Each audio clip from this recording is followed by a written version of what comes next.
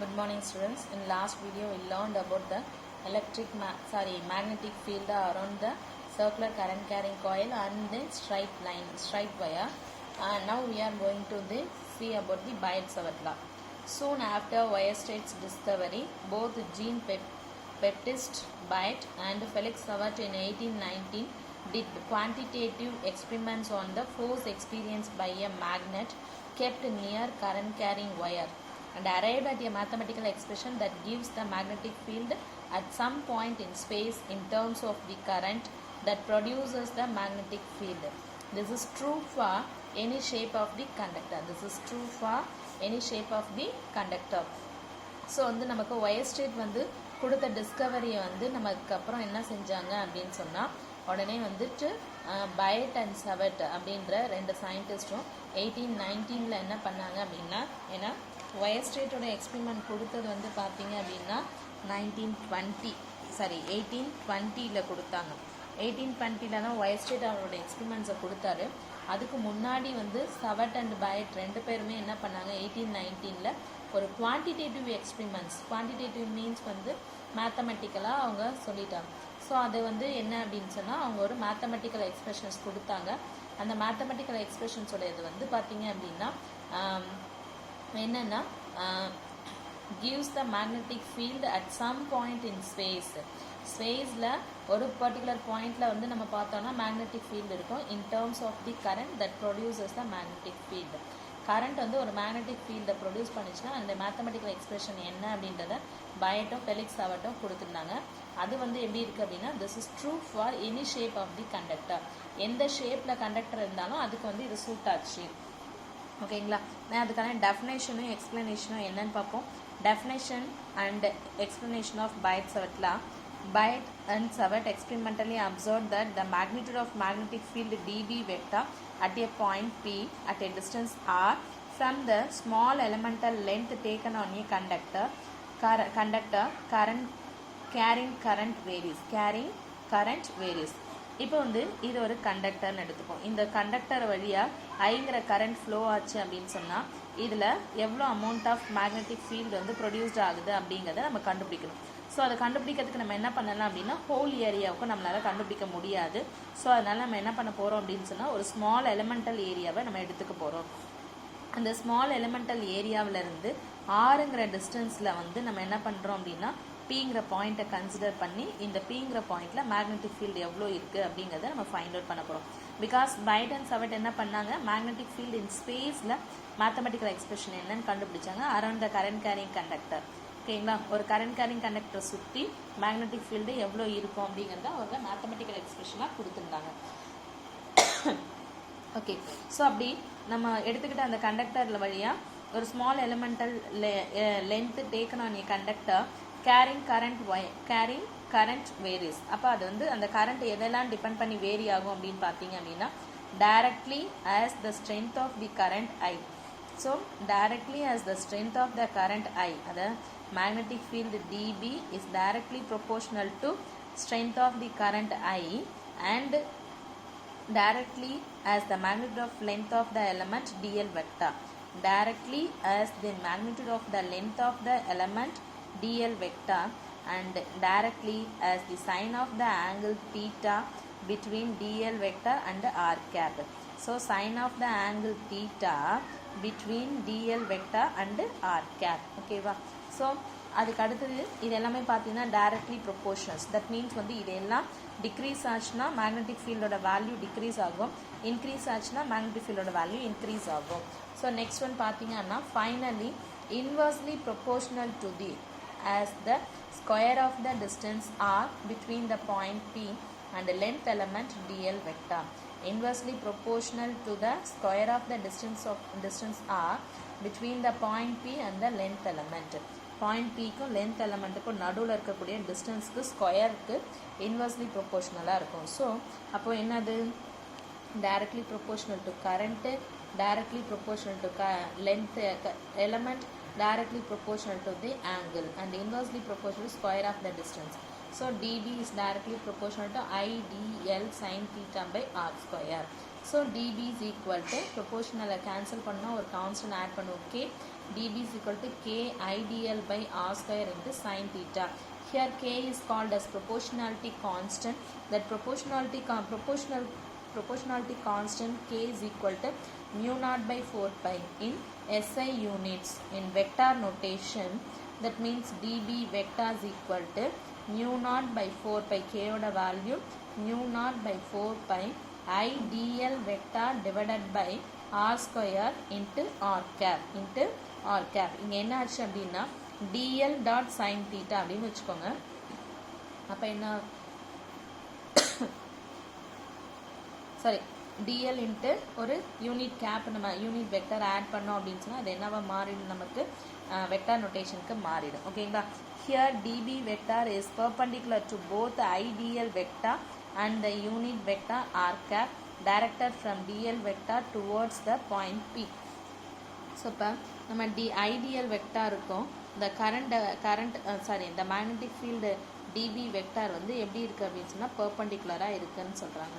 So அதை தான் வந்து here dB vector is perpendicular to both idl and the unit vector r.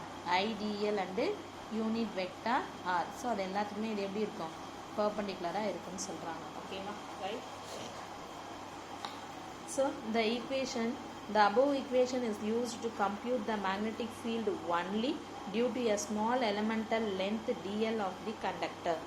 So the above equation எதுக்காக அப்படின்னா magnetic ஃபீல்டோடைய small எலிமெண்டலுக்கு மட்டும்தான் நம்ம யூஸ் பண்ணுறோம். நம்ம கன்சிடர் பண்ணிக்கிறது நெட் ஒரு லாங் லென்த்தி ஒயர். அந்த லென்த்தி ஒயரோடைய மேக்னெட்டிக் ஃபீல்டு என்னன்னு நம்ம கண்டுபிடிக்கணும் இல்லையா. So the net magnetic field at point P due to the conductor is obtained from principle of superposition by considering the contribution from all current elements idl vector. Hence integrating equation we get என்ன ஆகும் அப்படின்னா இந்த small current எலிமெண்ட்டுக்காக நம்ம கண்டுபிடிச்சது வந்து என்னதுன்னா dB vector கண்டுபிடிச்சிருக்கோம். So இப்போ நமக்கு ஹோல் எலிமெண்டலுடைய மேக்னெட்டிக் ஃபீல்டும் நம்ம என்னன்னு கண்டுபிடிக்கணும் அப்படின்னு சொன்னால் just we integrate the dB vector, we get the B. So B vector is equal to integration of dB vector which is equal to mu naught I divided by 4 pi integration of dl vector cross r cap divided by r square, where the integral is taken over the entire current distribution. நம்ம டோட்டலாக இருக்கக்கூடிய கண்டக்டருக்கு நம்ம என்ன பண்ண போகிறோம், magnetic ஃபீல்டை கண்டுபிடிக்க போகிறோம். ஸோ அப்போது இதில் கேசஸ் அப்படின்னு சொல்லி பார்த்தோம் அப்படின்னு சொன்னால் நம்மளுடைய before equation ideal sine theta அந்த ஈக்குவேஷனுக்கு நம்ம கேசஸ் பார்ப்போம். If the point P lies on the conductor, then theta. If the point P lies on the conductor, conductorலே இருந்துச்சுன்னா தீட்டாவோட வேல்யூ என்ன ஆகிடும், 0.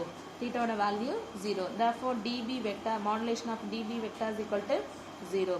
If the point lies perpendicular to the conductor, கண்டக்டருக்கு பர்பண்டிகுலராக இருந்துச்சுன்னா theta வந்து 90, அப்போ sin 90 1. So therefore dB vector is equal to mu naught by 4 pi I dl by r square into n cap, where n cap is the unit vector perpendicular to I dl into r cap, I dl into r cap. So the electric இது வந்து நமக்கு ரொம்ப இம்பார்ட்டண்டான formula இந்த formula. So இது வந்து சம்முக்கும் use ஆகும். dB vector is equal to mu naught by 4 pi I dl r cap divided by r square இல்லைன்னா I dl sin theta by r square. இது வந்து நமக்கு ரொம்ப இம்பார்ட்டண்டான ஒரு formula. So note that point என்னென்னா electric current is not a vector quantity. Electric கரண்ட்ன்றது vector quantity கிடையாது, it is a scalar quantity. But the electric current in a conductor has direction of flow. Therefore the electric current flowing in a small elemental conductor can be taken as a vector quantity. அதாவது electric current வந்து நமக்கு actually அது scalar quantity. ஆனால் நம்ம ஒரு conductor வழியாக current flow ஆகுது அப்படின்னு சொல்லும் பொழுது அப்போ நம்ம என்ன சொல்கிறோம், எலக்ட்ரிக் கரண்ட்டை நம்ம வெக்டார் குவான்டிட்டியில் சொல்கிறோம் ஃப்ளோ ஆகும்போது. So next one, what is the similarities between the electric field and magnetic field. Electric ஃபீல்டுக்கும் மேக்னெட்டிக் ஃபீல்டுக்கும் நடுவில் இருக்கக்கூடிய சிமிலாரிட்டிஸ் என்னென்னு பார்ப்போம். ஒபே த எலக்ட்ரிக் ஃபீல்டை பார்த்தீங்கன்னா ஏன்னா கூலும்ஸ் லாலேருந்து நம்ம சொல்ல போகிறோம், பைட்ஸவர்ட் லாலேருந்து மேக்னெட்டிக் ஃபீல்டு சொல்ல போகிறோம். கூலும்ஸ் லா பார்த்தீங்க அப்படின்னு சொன்னால் E is equal to 1/4 pi epsilon q1 q2 by r square. Magnetic field B is equal to mu naught by 4 pi I dl sin theta divided by r square.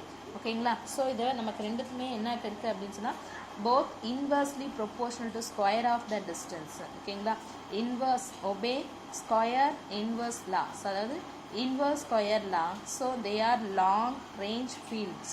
They are long range fields. அதாவது inverse square law inverse square lawக்கு obey பண்ணும் அதுவும். So they are long range fields. Okay, obey the principle of superposition and are linear with respect to the source. Principle of superpositionக்கு obey பண்ணோம் and then எப்படி கிடைக்கும்னா linear with respect to the source and are linear with respect to the source in magnitude, that is E is directly proportional to Q. அதே மாதிரி B is directly proportional to ideal. B is directly proportional to ideal. Next one பார்த்தீங்க அப்படின்னு சொன்னா, what is the difference between the electric field and the magnetic field? So electric field பார்த்தீங்கன்னா produced by a scalar source, that is an electric charge Q. electric field வந்து scalar source அதாவது Q நால produced ஆகும். இங்க magnetic field produced by a vector source, that is current element ideal vector. It is directed along the position vector joining the source and the point at which the field is calculated. நம்ம வந்து எங்கே எடுத்துக்கிறோமோ ஒரு பாயிண்ட்டை அந்த பாயிண்ட்டை வந்து join பண்ணோம்னா அப்போ தான் நமக்கு அதனுடைய ஃபீல்டு வேல்யூ என்னன்றதை கண்டுபிடிச்சி கால்குலேட் பண்ண முடியும். It is directed perpendicular to the position vector r cap and the current element ideal vector. So இங்கே எப்படின்னா அலாங் த பொசிஷன் சொல்கிறோம், இங்கே பர்பண்டிகுலர்னு சொல்கிறோம். ஸோ நம்ம எடுத்துக்கிட்ட பொசிஷன் வெக்டார் ஆருக்கும் கரண்ட் எலிமெண்ட்டுக்கும் இது பர்பண்டிகுலராக இருக்கும். மேக்னெட்டிக் ஃபீல்டு எலக்ட்ரிக் ஃபீல்டு வந்து பேரலாக இருக்கும். டஸ் not depend on the angle. Electric ஃபீல்டை பொறுத்த வரைக்கும் Q1 Q2 divided by R square, இந்த ஆங்கிளை பொறுத்து டிபெண்ட் வரல. ஸோ அதனால் does not depend on the angle. ஆனால் இங்கே வந்து ஐடியல் சைன் தீட்டான் ஃபார்முலாவில் இருக்குது.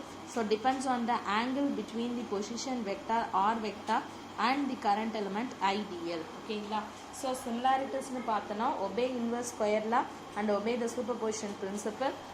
டிஃப்ரென்ஸ் அப்படின்னு பார்த்தோம்னா எலக்ட்ரிக் ஃபீல்டு வந்து ஸ்கேலார், மேக்னெட்டிக் ஃபீல்டு வந்து வெக்டார்.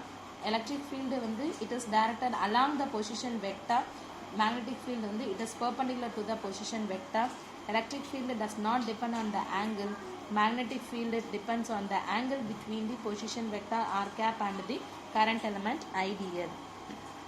Next பார்த்தீங்கன்னா the exponent of charge Q and exponent of electric field E is unity. Exponent of charge Q and the exponent of E unity-ஆ இருக்கும்.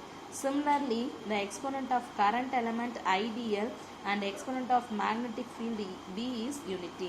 Electric field உடைய அதாவது charge Qவும் electric field Eயும் அந்த exponent ரெண்டுமே யூனிட்டியாக இருக்கும். அதே மாதிரி exponent of current element ideal and exponent of magnetic field B is unity. In other words, the electric field E is proportional only to charge and not on the higher powers of charge. இங்கே இருக்கக்கூடிய charge Qவை மட்டும்தான் depend பண்ணியிருக்கோம் electric field, இந்த higher powers of சார்ஜை depend பண்ணி இல்லை. அதே மாதிரி பார்த்தீங்கன்னா magnetic field B is proportional to current element ideal and not on the square or cube or higher powers of current element. Current எலிமெண்ட்டோடைய ஸ்கொயருக்கு கிடையாது, ஐடியலுக்கு மட்டும்தான் அது டிபெண்டடாக இருக்கும். The cause and effect have linear relationship. இதுக்கானது என்ன அப்படின்னு சொன்னால் லீனியர் ரிலேஷன்ஷிப்னால தான் இது இந்த மாதிரி இருக்குன்னு சொல்லலாம். ஓகேங்களா, ரைட். நெக்ஸ்ட் ஒன் பார்த்தீங்க அப்படின்னு சொன்னால் நெக்ஸ்ட் நம்ம பார்க்க போகிறது மேக்னெட்டிக் ஃபீல்டான ஸ்ட்ரைட் லைன் கண்டக்டருக்கு பார்க்க போகிறோம். ஸோ இந்த நோட்டில் என்னென்னா எலக்ட்ரிக் ஃபீல்டு எக்ஸ்போனன்ட் ஆஃப் சார்ஜும் எக்ஸ்போனன்ட் ஆஃப் எலக்ட்ரிக் ஃபீல்டும் யூனிட்டியாக இருக்கும். எக்ஸ்போனன்ட் ஆஃப் கரண்ட் எலிமெண்ட்டும் எக்ஸ்போனன்ட் ஆஃப் மேக்னெட்டிக் ஃபீல்டும் யூனிட்டியாக இருக்கும். அதுவே நம்ம சொல்லணும்னா E is proportional to charge, magnetic field is proportional to current element. அவ்வளோதான். ஓகேங்களா, தேங்க்யூ ஸ்டூடெண்ட்ஸ்.